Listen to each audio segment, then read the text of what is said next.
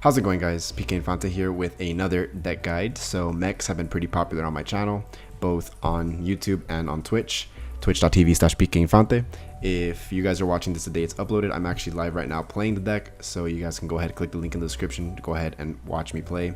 Or if you're not watching it today, go ahead and follow anyway so you can catch me out live. So without further ado, let's go over the deck guide. I'm going to go through everything, give you guys some alternatives if you have cards, if you don't have other cards, you like legendaries and stuff like that, so feel free to stay for a bit. But yeah, the deck itself is pretty solid and pretty standard. Double Mekaru and double tracking. Of course, Mekaru is your only turn 1 play, but it's very necessary to have. There is another mech that you can play that's a 1-drop, which is Faithful Lumi, although I just don't think it's the best. You can also play Skaterbot. I also don't think it's the greatest. The best turn 1 plays, of course, Mekaru. Obviously, those aren't turn 1 plays, Skaterbot and Faithful Lumi, but they are alternatives that you can play. If I had to choose one, I would pick Faithful Lumi to add into my deck if I had a choice, but regardless, I wouldn't play either of those if I had any option to do that. You could technically also play the Goblin Bomb, but that's not good. Double tracking, I think, is really important, actually, because you can cut this down to 1, you can even cut it to 0 if you're not a big fan of tracking. However, this deck doesn't have a lot of draw power apart from Ursatron, so your tracking, what it does oftentimes is off the top, you can obviously get you Leroy. If you're 3 damage off, you can get Missile Launcher and use that with a hero power to get 3 damage in. Top decking, you can get Bomb Toss, you can get any magnetic creature on the top of a mech that you have on board, so tracking becomes very useful mid to late game. So you really want to obviously not open it, you always want to put that back in your mulligan, but you do want to have the option of always having it be a 1 mana look through your deck for anything that you need, on the situation. Sometimes you're just running out of resources, so you need an Explodinator, etc. So I think double tracking is really important, and a lot of people undervalue tracking in this deck, and I think in this deck specifically it's really important. Maybe not some other decks, but this specific hunter deck, you do want double tracking. Double Bomb Toss, of course, double Fireworks deck, double Galvanizer, double Vendomizer, and 1 World Glider. So I was playing 2 World Gliders for the longest time, but I did recently cut it for the 9 lives, and it's been testing fantastic. But besides that, Bomb Toss is a really strong card. Sometimes you're gonna have, if you have coin in hand, many times I've gone like coin Bomb Toss to face and then turn to like Fireworks tech or something. And Bomb Toss in general has just been a fantastic card. I would not trade it for anything else, actually. It's really great. And then everything else is pretty standard. 2 Animal Companions, 9 lives is the only card that's a little not used in Bomb Hunter. Double Spider Bomb, double Ursatron.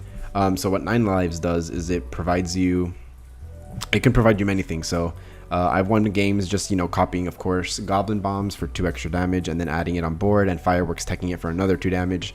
You can of course get an Ursatron to cycle through your deck. If you're digging for Ziliax and you haven't seen it yet, you can just use this into Ursatron, hope to rip the Ziliax, etc. If you need the board presence, you can go 3 mana, get your Replicating Menace, add it to your hand, summon 3 Microbots, and then Replicating Menace on top of one of the Microbots or something.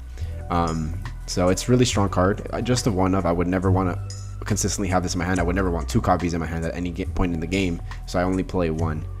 If you see it, great. If not, whatever, it's just another blank. But if you have 2, you're running the risk of drawing 2 cards at any point in the game, just clunking your hand, and you really can't afford that in this deck. So I think 1's fine. I mean, cutting the World Glider for it was great. Again, I'm going to give you some other cards that you can play if you want, but I don't know. The 9 lives has been playing pretty great. I'm surprised a lot of people don't play it in this variant. Of course, in Death Rattle Hunter, it's necessary. And then double Explodinator, double Replicating Menace, Leroy Jenkins, double War Gear, Ziliax, and double Missile Launcher. All of those are just staple. Some people don't play Leroy Jenkins, but like if you have it, I would just throw it in here. It's just 6 damage. That plus hero power for 7 mana, you do 8 damage. Stuff like that. Like it's really useful. It's won me more games than it's ever lost me in this deck, I can tell you that.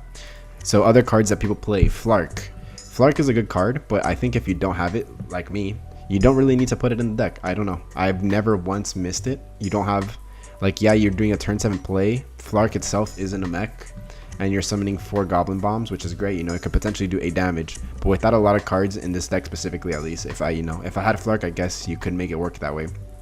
But you don't have a lot of ways to trigger them that many. Great, you're summoning 4 Goblin Bombs, but for 7 mana, I'd rather just play 3 mechs instead of just summoning 4 Goblin Bombs. I'd rather play 3 real mechs, if that makes sense. But yeah, it's not a bad card. I'm not saying it's a bad card. I just don't think it's needed. And turn 7, you should almost be closing out the game at that point. You shouldn't be, starting to build up another wall for that turn. Direwolf Alpha and Defender of Argus are good cards, and I think you would include them if you had the Flarks, because they combo really well with the Goblin Bomb and the Flark play. They're really good follow-ups. But besides that, in this variant, you could try it. My friend plays some Direwolf Alphas. Another friend plays Defender of Argus. It's really good for the token Druid matchup, but I don't think it's warranted. I don't know. I haven't tested that card enough, but I don't personally like it. I do like it with Flarks, of course, but not on its own. And another tech that people do play is Cybertech Chip. That's another card that's interchangeable. It's cute, but at 2 mana, you're not establishing anything directly on the board, and on turn 2, you just have so many other plays. I know Cybertech Chip isn't a turn 2 play. I'm just saying. I just want to go with this deck as much as I can. I just want to go on curve and just play out my hand and not keep any cards in my hand, like, Direwolf. Not Direwolf Alpha is not a good example, but like Defender of Argus, Cybertech Chip, Flark, or something, where they're just going to be stuck in my hand for a very long time without being able to trigger. I mean, I have 9 lives for that, right? But everything else in my hand shouldn't be in my deck. In this current list isn't a card that I'm just keeping in my hand. Like, I'm playing it down as soon as I have the mana available or something like that. They're not cards I'm using for niche situations. I'm just trying to beat my opponent before turn 10, before they can, before Mage can, set up a freaking huge wall, before Control Warrior gets to bomb to Dr. Boom turns and stuff like that, where they just become too out of your range to beat them. You want to be able to beat your opponent before that. And of course, versus token matchups, like Defender of Argus can help. But even then, in my opinion, they're going to outpace you so much at the Defender of Argus. By the time you can get 2 creatures to live and summon the Defender of Argus, it's not going to be easy for you to come out victorious in that matchup anyways. So, like, they're good, but they're not, crazy. But they are alternatives if you don't have some legendaries like Leroy Jenkins or something like that. Another card I've seen people actually play is Harvest Golem, because, it is a 3-mana 2/3 mech that dies into another mech. So you can play that if you want, like, a little consistency on a turn 3 play. So you can also consider that if you haven't tried that yet.